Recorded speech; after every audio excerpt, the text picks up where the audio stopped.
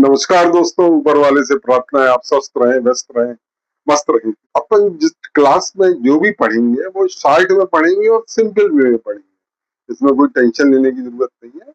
जो मैं बताऊंगा उस आपके दिमाग में चलिए अपन शुरू करते हैं। Strength of material. Strength of material civil engineering का एक वो पार्ट है जिसमें आपको shear force, bending moment, deflection, moment of inertia, हर तरह के इसमें आपको मटेरियल के बारे में जानकारी दी जाती है, उसके विभिन्न कैरेक्टरिस्टिक के बारे में जानकारी दी जाती है।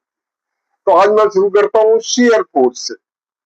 What is the shear force? Simple way, what is the shear force? Shear force आप याद रखिए, unbalance vertical force is called the shear force. तो डेफिनेशन क्या हुई दोस्तों? Unbalance vertical force is called the shear force. इसको 4 बार रख लीजिए दिमाग में। Unbalanced vertical force is called the shear force. Unbalanced vertical force is called the shear force. Unbalanced vertical force is called the shear force. Unbalanced vertical force is called the shear force. आपके दिमाग में चला गया। दूसरा ये होता है, ये राइट और लेफ्ट ऑफ एनी सेक्शन। अब इन दोनों को जोड़ दीजिए। Unbalanced vertical force right or left of any section shear force. आप इन दोनों को जोड़ दीजिए, बन गया काम अपना। तो शियर फोर्स क्या हुआ? अनबैलेंस वर्टिकल फोर्स राइट और left of the any section is called the shear force. Okay दोस्तों, अब शियर फोर्स इसके अलावा क्या होता है? शियर फोर्स पॉजिटिव भी हो सकता है, शियर फोर्स नेगेटिव भी हो सकता है। पॉजिटिव नेगेटिव आपके एजम्पशन में है, इसमें कोई बहुत बड़ा टेंशन लेने की जरूरत नहीं है। यदि आप अपवर्ड डायरेक्शन का शियर फोर्स पॉजिटिव ले रहे हैं तो नेचुरली डाउनवर्ड डायरेक्शन का नेगेटिव हो जाएगा। यदि आप डाउनवर्ड का डायरेक्शन का पॉजिटिव ले रहे हैं तो अपवर्ड का नेगेटिव हो जाएगा। तो ये शियर फोर्स का सिंपल फैनोमेना है।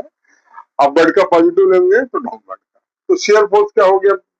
आज स्ट्रेंथ ऑफ मटेरियल पर ने शियर फोर्स को पढ़ा। अनबैलेंस वर्टिकल फोर्स राइट और left of any section it's called a shear force. Shear force can be positive और negative depending upon the your assumption. इसमें कोई बड़े दिमाग लगाने की चीज नहीं है। ओके है ना? आज के लिए इतना ही काफी है। अब मैं साइड में आपको कल जो पढ़ाऊंगा उसका बता देता हूँ। What is the bending movement? Bending movement का आप याद रखें, sum of the all movement forces to the right और left of the any section. Sum of the all movement to the right और left of the any section is called the bending movement. Sum of all movement to the right or left of the any section is called the bending moment. Bending moment is called क्या होता है? Force into distance. Movement की क्या हुआ? Force into distance. चलिए, movement दो तरह के होते हैं, एक sagging movement, एक hogging movement. Sagging movement always act in downward direction. Hogging movement always act upward direction. Sagging downward जा रहा तो anti clockwise रहेगा naturally.